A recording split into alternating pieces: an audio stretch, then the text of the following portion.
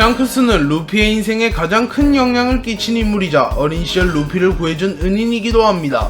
샹크스는 우연히 들린 이스트블루의 작은 섬에서 루피와 만나게 되었고 루피와 놀아주며 휴식을 취하고 있었습니다. 그리고 루피가 자신이 보관하던 고무고무 열매를 먹어버렸을 때도 루피를 다그치지 않는 고운 인성을 보여주기도 하였습니다. 그리고 루피가 히그마와 시비가 붙고 히그마와 같이 바다에 빠져버린 뒤 대왕류에게 먹힐 위기에 처하자 자신의 팔을 희생하면서까지 루피를 구해줍니다.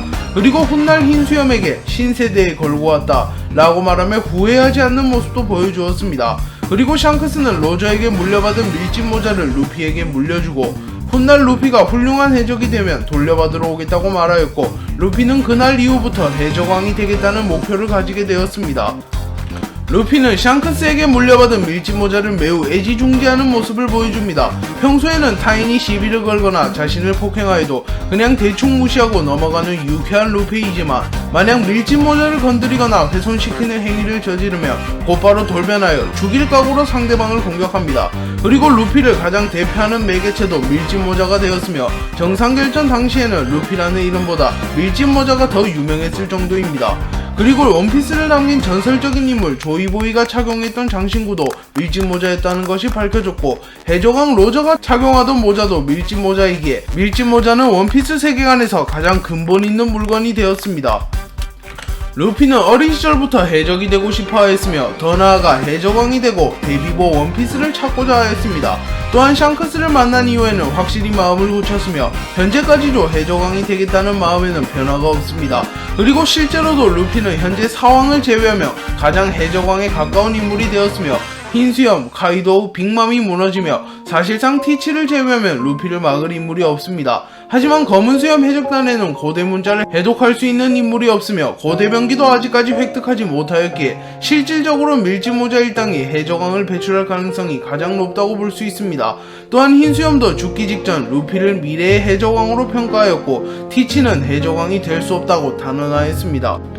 루피는 어린 시절부터 해적이 되고자 하였으나 루피의 할아버지인 거프는 그것을 막고자 하였습니다.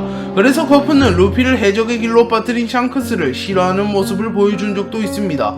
거프는 루피와 에이스를 어린 시절부터 강인한 해병으로 만들기 위하여 지옥 훈련을 시켰으며 해병으로 살아남는 팁들도 많이 알려주었습니다. 하지만 결국 루피는 해적왕이 되어버렸고 거프는 크게 낙담했으나 자신의 손자가 가는 길을 묵묵히 응원해주는 모습을 보이기도 하였습니다. 그리고 루피가 해적이 된 이후 거프와 만나게 되었고 해군이었던 거프가 루피를 공격하기나 하였으나 전력을 드러내지 않았고 루피를 가지고 놀다가 놓아주었습니다. 하지만 거프는 해군에서 영웅으로 군림하였기에 거프가 해적을 놓아주어도 아무도 거프에게 불만을 드러내지는 못하였습니다.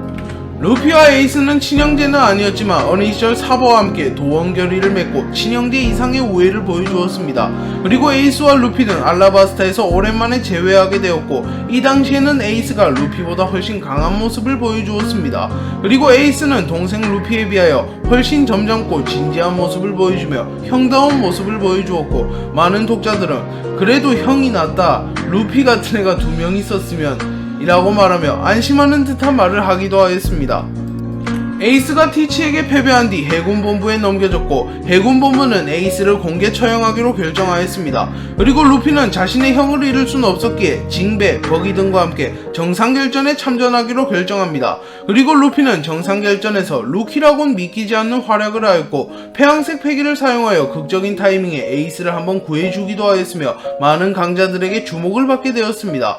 그리고 루피는 흰수염 해적단과 함께 합을 맞추며 결국 에이스를 탈환하는 데 성공하였습니다. 하지만 에이스가 돌발 행동을 하며 결국 탈출 타이밍을 놓쳐버렸고 설상가상으로 아카이누가 등장하여 루피를 죽여버리려고 하였습니다.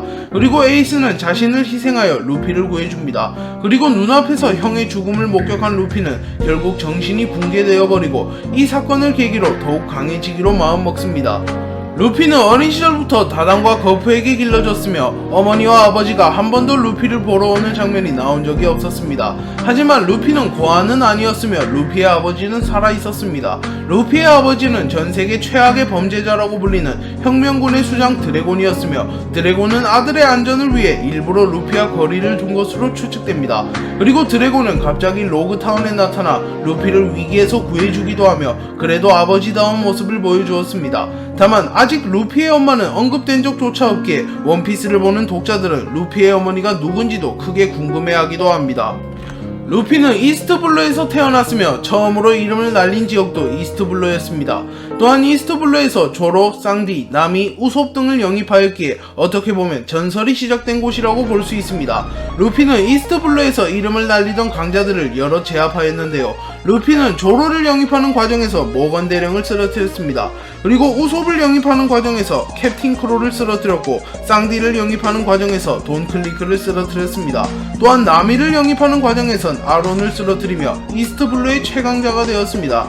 그리고 그 외에도 알비다, 버기 등 걸출한 강자들을 여러 쓰러뜨렸습니다. 루피는 위대한 항로로 온 이후 바로크 주식회사와 엮이게 되었고, 비비의 사정을 알게 된 이후에는 크로커다일을 쓰러뜨리고 알라바스타를 구해주기로 결정합니다. 그리고 루피는 쌍둥이 언덕, 위스키 피크, 리틀 가든, 드럼섬을 거쳐 크로커다일의 세력을 야금야금 무너뜨리는 데 성공하였고, 알라바스타에 들어온 데 성공하였습니다. 그리고 루피는 크로커다일과 맞붙었으나 압도적인 실력 차이와 자연계 열매 능력에 무릎을 꿇고 결국 내리 2연패를 하게 되었습니다. 하지만 크로커다일과의 최종 대결에서는 액체를 묻힌 후 공격을 하며 크로커다일에게 유효타를 줄 수 있다는 사실을 깨닫게 되고, 루피는 자신의 피를 묻혀 크로커다일에게 공격을 집어넣습니다.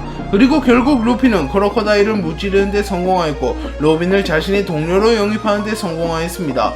알라바스타 스토리는 정상결정과 함께 원피스 최고의 스토리로 꼽히며 아직도 많은 사람들이 다시 찾아보는 명작 중 하나로 불리고 있습니다. 루피는 알라바스타에서 크로커다일을 꺾은 이후 알라바스타를 떠나게 되었습니다. 그러나 항해를 하다 갑자기 기록 지침이 고장나버려 먼 곳으로 항해를 할 수 없게 되었고, 가까운 섬인 자야에 들리게 되었습니다. 그리고 그곳에서 몽블랑의 도움으로 하늘섬에 가게 되었고, 루피는 기록 지침을 고칠 겸 하늘섬의 비밀을 찾을 겸 하늘섬에 표류하기로 결정하였습니다. 하지만 하늘섬에서는 루피를 불청객 취급하였으며 당시 스카이피아의 신으로 군림했던 에넬도 루피를 처리하려 하였습니다. 그래서 결국 루피와 에넬은 맞붙게 되었고, 루피는 거무라는 특성을 사용하여 에넬에게 상성상 유리한 모습을 보여주며 에넬을 쉽게 잡아내는 데 성공하였습니다.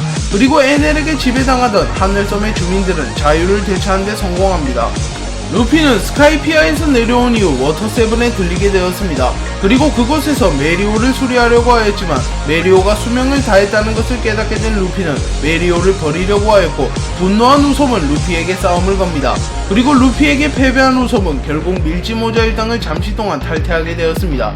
그리고 설상가상으로 CP9까지 찾아와 고대 문자를 해독할 수 있는 능력을 가진 로빈을 납치하게 됩니다. 그리고 루피는 로빈을 납치한 인물이 프랑키라고 생각하여 프랑키와 한판 붙고 오해를 풀게 됩니다. 그리고 프랑키까지 자신의 동료로 영입하는 데 성공하고, 프랑키는 써니오를 제작해 주었습니다. 그리고 루피는 로빈을 찾기 위하여 CP9과 충돌하게 되었고, 루피는 기어 세컨드를 사용하여 로브루치를 꺾어버리고 로빈을 구출합니다. 그리고 세계 정부의 깃발을 찢어버리며 세계 정부에게 대항하는 모습을 보여주었고, 범상치 않은 인물의 등장을 전 세계에 알리게 되었습니다.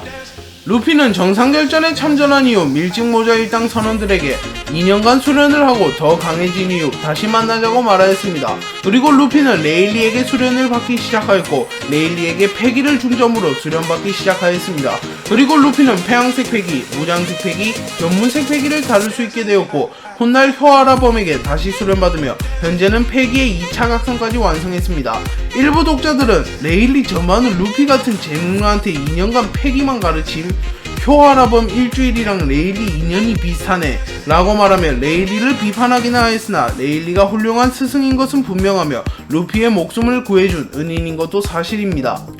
밀짚모자 일당은 2년간의 수련을 가진 뒤 더욱 강해져서 다시 집결하게 되었습니다. 그리고 루피는 2부에서 도플라밍고와 트러블이 생겼고 로우와 힘을 합쳐 도플라밍고를 잡으려 하였습니다. 그리고 밀짚모자 일당은 펑크 하자드에서 시저를 잡아내며 도플라밍고의 주요 사업인 스마일 사업을 방해하고 드레스로자에서 본격적으로 도플라밍고와 맞붙게 되었습니다. 그리고 루피는 로우와 힘을 합쳐 2대1로 싸운 끝에 도플라밍고를 꺾는 데 성공합니다. 또한 로우와도 좋은 관계를 유지하며 칠무회를 넘어 사왕을 꺾으려고 마음먹게 되었습니다. 루피는 도플라밍고를 꺾은 이후 빅맘을 꺾으려고 하였고, 빅맘의 본거지인 토트랜드로 향합니다. 그리고 루피는 사체관 중 한 명인 크래커와의 승부에서 거의 호각의 모습을 보여주며 아직까지는 상황에 못 미친다는 것이 드러났고 실제로 토트랜드에서 빅맘과는 생사결을 하지 않습니다. 루피는 토트랜드에서 카타쿠리를 꺾어버리며 사체관 이상의 강자로 성장하는 데 성공하고 빅맘 해적단의 균열을 일으키는 데 성공합니다. 빅맘과 카이도우는 동맹을 맺게 되었고 루피도 이를 견제하기 위하여 로우 키드와 동맹을 맺게 됩니다. 그리고 루피는 자신이 카이도우를 쓰러뜨린다고 선언하며 루피와 카이도우는 맞붙게 되었습니다.